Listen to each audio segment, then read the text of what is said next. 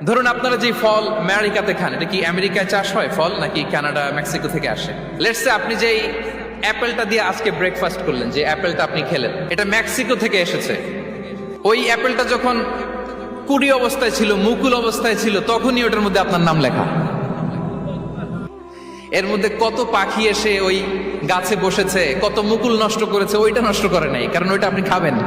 ওইটা পুষ্ট হয়ে সুন্দর একটা ফল হয়ে ইম্পোর্টেড হয়ে এটা আমেরিকাতে আসলো, আমেরিকার বাজারে। অনেক মানুষ ওই ফলটা সুপার মার্কেটে যে ধরে চড়ে নেড়ে আবার রেখে দিয়ে চলে গেছে, নেয় নেই। ওইটা সে খাবে না, কারণ ওইটা আপনার রিজিকে লেখা।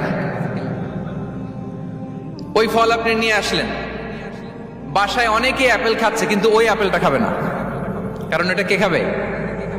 সুবহানাল্লাহ পড়তে পারলেন না মজা করে? আল্লাহু আকবার। আপনার জন্য যে রিজিক নির্ধারিত, এটা আপনিই খাবেন। এর মধ্যে আপনি মরে যেতে পারতেন, বাসা থেকে অন্য কোথাও চলে যেতে পারতেন, কিন্তু না, মরবেনও না, অন্য কোথাও যাবেনও না ওইটা খাওয়ার আগে। This is the essence of risk, this is the essence of provision, sustenance. ইন্নাল্লাহা হুয়া রাজ্জাকু যুল কুওয়াতিল মাতিন। মায়ের পেটে থাকতে নির্ধারিত, ওই ফল কেউ টাচ করবে না up until you try it. This is risk. এই কথাটাই বিষ্ণু ঈসা ইসলাম খুব সুন্দর করে বলেছেন, লা তামুতু নাফসুন হাত্তা তাস্তাকমিলা রিজকাহা। অন্য বর্ণনায় এসেছে লা তামুতু নাফসুন হাত্তা তাস্তাউফিয়া রিজকাহা।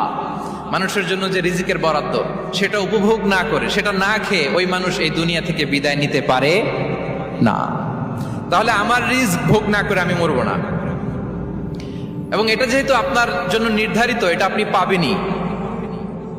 এখন এটা কি হালাল পন্থায় আপনি পাবেন না হারাম পন্থায় পাবেন, that is your decision.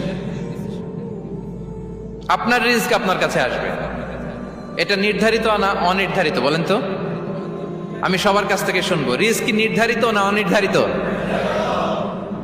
Fixed, নির্ধারিত। ফর এন এক্সাম্পল, ধরুন আপনি সারা জীবনে 1 কোটি টাকা ইনকাম করবেন। কয় কোটি? 1 কোটি টাকা ইনকাম করবেন, এটা নির্ধারিত, আল্লাহ তাআলা ফিক্স করে ফেলেছেন, এটা আল্লাহর সিদ্ধান্ত। কিন্তু এই 1 কোটি হালাল পন্থায় আপনি উপার্জন করবেন না হারাম পন্থায়, এটা আপনার সিদ্ধান্ত। So now the decision is years. যদি আপনি পরিশ্রমী হন, যদি আপনি সৎ পথ অবলম্বন করেন, তাহলে ওই 1 কোটি আসবে আপনার কাছে, কিন্তু হালাল পন্থায়।